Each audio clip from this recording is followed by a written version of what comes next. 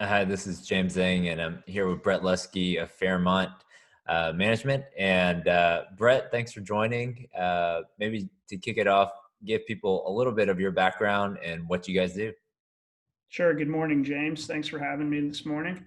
So I am with Fairmont Management Company. We're a third-party multifamily management company managing about 4,500 units throughout Dallas and a few other markets in the Texas marketplace. All right. So I guess the what would you say maybe a couple things that differentiate you guys, when they're out there trying to choose a management company, whether it's a 10-unit deal or a 100-unit deal or a 300-unit deal. Sort of what would you say is your preferred box, and sort of what size works well for you guys, what class works well, and sort of the cities that you focus in on. Sure. So we're a management company that's been around for 30 years now. So we've been through the ups and downs of the market. That used to be our kind of pride and calling until everybody's going through this current downturn, because now everybody can say they've been through the down.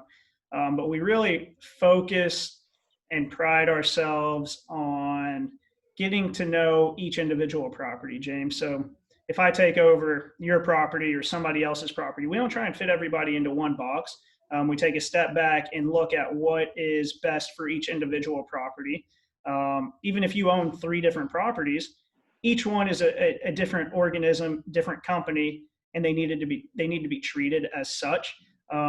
There's no one right way to manage each individual property, nor is there one right way to manage every property that you have. And we fully understand that. We have owned properties before, so we realize, what are important repairs that happen over a weekend, and what are ones that you shouldn't be paying for overtime. And we really pride ourselves in common sense management that does take each property individually. And to me, that's really important, man. I mean, an example is, does every property need a website, right? Some of these website companies charge 500-600 bucks a month. Okay. Well, we don't have websites for every property. And, certain people kind of sit there and say, well, why don't you have a website for every property? And it's because not every property needs it. And that's somewhat oversimplifying it, but man, that's just another cost that you're going to have for a specific property. And we take each and every item and properly account for it, so that you can get the maximum value and maximum efficiency of each property. Um, we're all around good guys and good people. Most of our staff has been with us for over 20 years. And, Mike, my business partner, and I like to sit there and say, we treat people correctly. So they like to be with us, not only from our employees, but from our clients. And at the end of the day, that matters, man. Not everything in this industry is going to be good. We specialize in B and C property. So at this time, those are 30 to 50 years old, right? Right. You aren't going to have stuff is going to happen at those properties. It's going to be bad. And it is what it is. We're going to control what we can control, but a lot of stuff we can't. But being able to have a management company that can honestly tell you what's going on, really matters and really is going to make a difference in the long term. So, we pride ourselves on just being good all around guys, that know how to properly manage your asset. What would you say, sort of, I guess we're, 6 months into COVID, what would you say sort of top three calls that Brett Luskey gets, from either owners or from your managers? What are people calling you about right now? Yeah, sure. So it first call happened, March, and we preemptively called everybody, what's going to happen? And our answer was, we aren't sure. But that was the truthful answer, right? Like, we aren't trying to make it easier on ourselves. We weren't sure. We were waiting on guidance. Then the CARES Act came out, and kind of first thing you heard was, you can't evict people. Well, Right. that's kind of scared everybody. But then they passed the $600 a week unemployment aid, and by all means, man, collections have been phenomenal through the summer. So now it kind of come towards July, whenever the CARES Act came out. The next question was, when can we start evicting people? And the answer was 30 days after the CARES Act was over, right? So that was, generally speaking, what we tried to do. We had an overall feel that something else would come down the line for evictions or unemployment aid or whatever. But we kind of sat there and said, we need to take advantage of the time to get the people out that are taking advantage of the system. And look, Right. we're humans too, man. We don't want anybody not to have a place to live. But these are businesses that we were running. Now the current question is what's happening with this current moratorium, this current eviction moratorium. And again, the answer is we aren't 100% sure. But whenever we don't know the answer, we are reaching out to the people that know the correct answer. Just look, man, as crazy as this sounds, I think the eviction moratorium is going to be different in 3 weeks than it is today. Just kind of with the way that this government's been rolling for the past 6 months. Unfortunately, people like consistency. We like consistency. Our residents like consistency. Our clients like consistency. We just want to know exactly what's going on. But really, man, at this point, we are okay not being the first people to know what's going on. Okay. We want to be the people with the right answer. So that's what we are consistently working on a day-to-day basis. So talk about, August, September, sort of what you guys have been doing at your properties. Are you filing evictions on everybody, or is it more case by case? And, sort of, is it working throughout all these counties, or is it different by county? Sure. So our managers are and historically they are very good at speaking to their residents. That has become even more so important in the past 6 months. Know what's going on with these people's lives.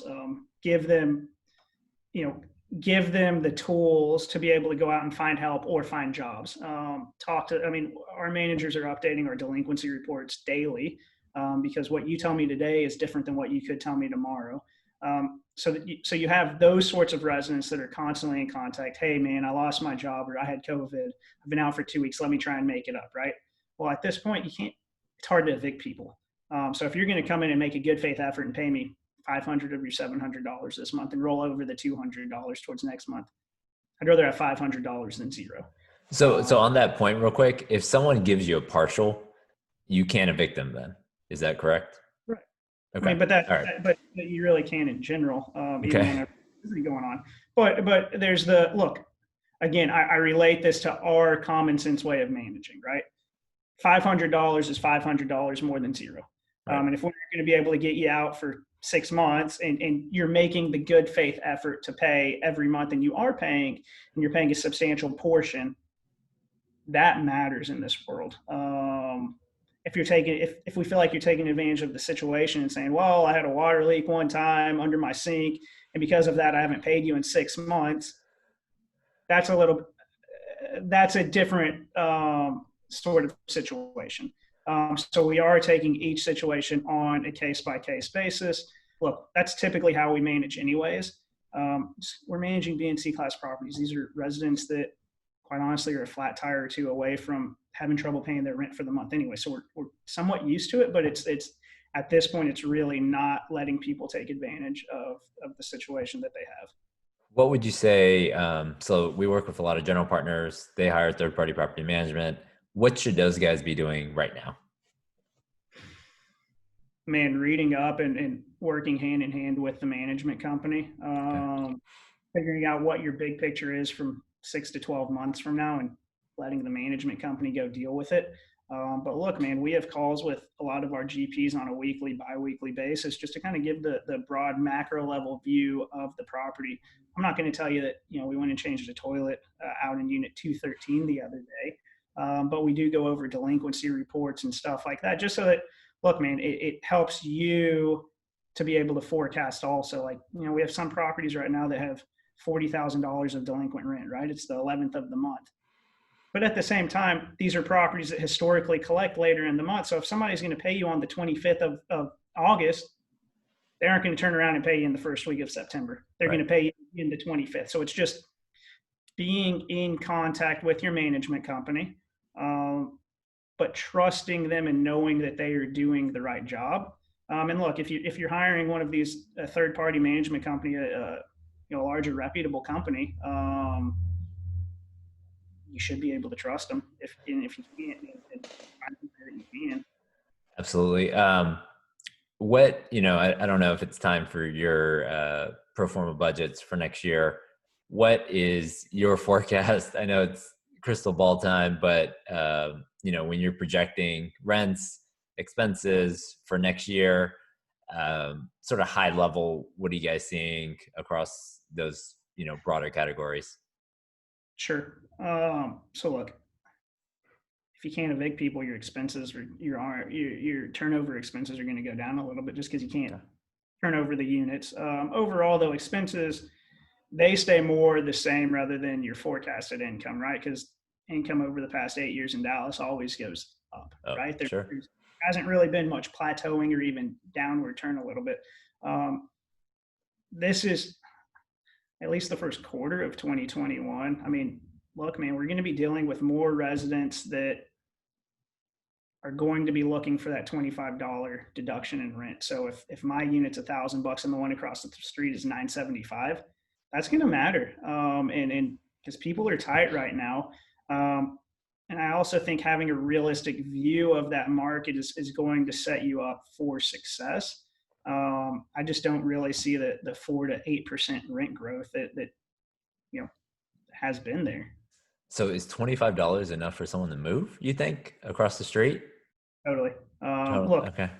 I mean, they aren't moving a 4 or 5 bedroom house, right? I Right. mean, there's people that leave their entire place in the unit and just kind of say deal with it, or there's people that in the middle of the night will load up a pickup truck and move. Yeah, $25 matters, James. And if you're coming up for renewal, so I think that's something to properly look for. At the same time, if you're better than the property across the street, I don't think that you should lower yourself to that. But if you're sitting here with a false sense of entitlement saying, well, I bought this property, more recently than the other property, so that automatically makes me better.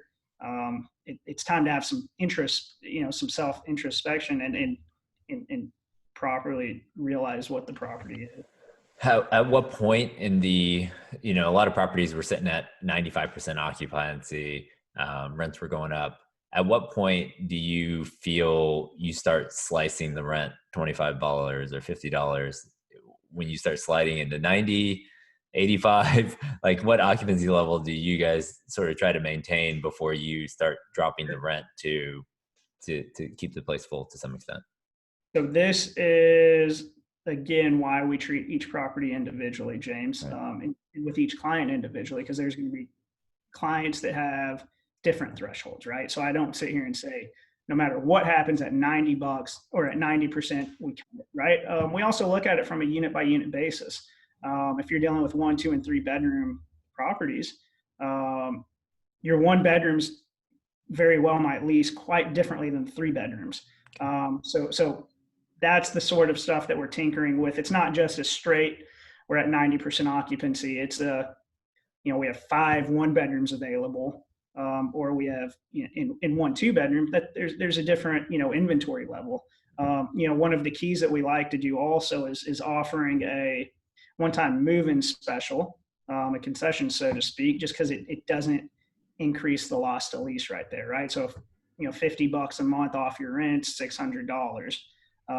So if you can offer somebody a $400 move-in special, and their rent stays at the The market market rate, rent, sure. you're better off long term, even though you're taking a little bit of a hit up front. So that's all the stuff that we're just constantly tinkering with to keep our occupancy and collections up. And look, I think that one thing that people are going to have to deal with pretty soon, and we typically don't lease this way, but it is something that forward thinking is what are we all going to do with second chance renters? It's not a well discussed topic, but like historically it's kind of you keep them full.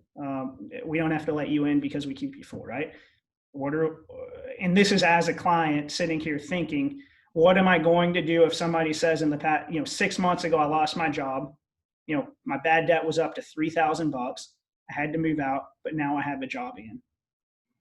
Again, that is a question that clients are going to have to think about and say, what do I want to do? At what point of occupancy do I start letting those people in? Because because I do think that we'll start seeing more and more renters with that issue.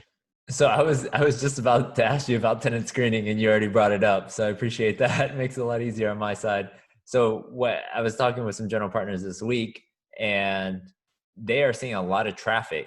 But then when they call the last landlord and say, "All right, write down your prior address," Right. and you call that guy, and they're like, "Yeah, that guy's been late for 6 months." Mm-hmm. And so people are trying to move, I think, before that shows up on 100%. their record or whatever. So I guess, is there, besides calling the previous landlord, is there anything you guys are doing different or have seen more of just on the screening side? Look, man, look for. So again, this is an issue that I think we're all going to have to deal with, and it's going to have to be clients dealing with the property management company to sit there and say, what's our overall strategy on this, right? If somebody has $10,000, $15,000, well, there's kind of the blanket no type of a thing. But what do you do with the person that wasn't able to pay 2 months back in June and July, but now they have a good paying job? So we look, man, depending on which property is, we typically, you know, run their income, and they need to be at least 2.5 to 3 times their rent. And look, man, I think that's going to become more and more important, is sitting there saying, what is your current income? And not just that, but like on these credit reports, it shows, the past 3 places you've lived in, right? 3 to 8 places that you've lived in. So if you're habitually late or you have a balance at all 8 of them, well, that to me is different A one time. than the last one, right? So again, I think a lot of this is going to come down to, again, common sense management and sitting there saying, person had a rough 2 months. We know it was there. But now they do have a job and their current income stating that they're making 3-4 times a month. Well, are you willing to take the chance? What we've also done with that, though, James, is we've sit there and we do have a more robust rental income insurance policy, right? Certain properties are doing it. It's been more successful at some properties than others. But a lot of these insurance companies, instead of taking a security deposit, which at some of these properties is $200, 150, whatever, that doesn't get you much. You got to repaint a unit; it's going to be more than that, right? So a lot of these companies, instead of taking the security deposit, will sit there and have them, use this insurance where if they skip out, we at least collect a month of rent. Now that's or 2 months, depending on how how their credit is realistically. You can't turn that money, that you can't turn those funds into a collection agency.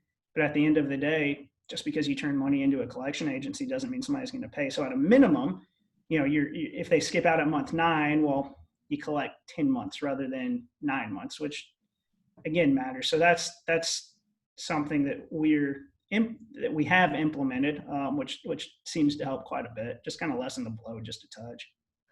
What any other, we'll wrap up here, any advice for investors out there? Maybe so we've talked to people who are owning properties right now. What about people who they're saying, look, I want to buy something either this year or beginning of next year? What would be your advice to them when looking at properties, underwriting properties, from your point of view? Having a 6-month, 12-month, and 5-year goal. I would tell you right now that if a unit becomes vacant, the quicker it is ready, the better off you're going to be.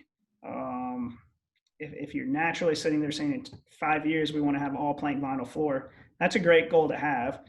But if you have a unit that realistically only needs the carpet cleaned and maybe touch up paint, clean the carpet and touch the paint up, because there's going to be people that are sitting there saying, hey, I don't want to pre-lease.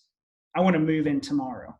And just by you having that available inventory is going to keep your economic vacancy lower, to where, look, I mean, that matters. Even if you're, again, I go back to, you'd rather collect 90% of the rental amount rather than 0%, right? So get these units flipped, get with the management company and say, hey, look, if there's a really terrible unit, yeah, let's go ahead and upgrade it, just to kind of check those ones off the list. But if there's quick and easy units that just, within a couple of days, it's back online and can be leased, I just think that cash flow is going to be king over the next 6 months. Absolutely.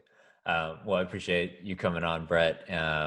What's the best way for people to reach out to you to learn more about Fairmont? Yeah, James. So again, thank you. I always enjoy talking to you. Feel free to call my direct line. It's 972-284-1045. We can help anywhere from, pro formas to giving you a general feel of the property just based on offering memorandums to due diligence to, you know, everything in between.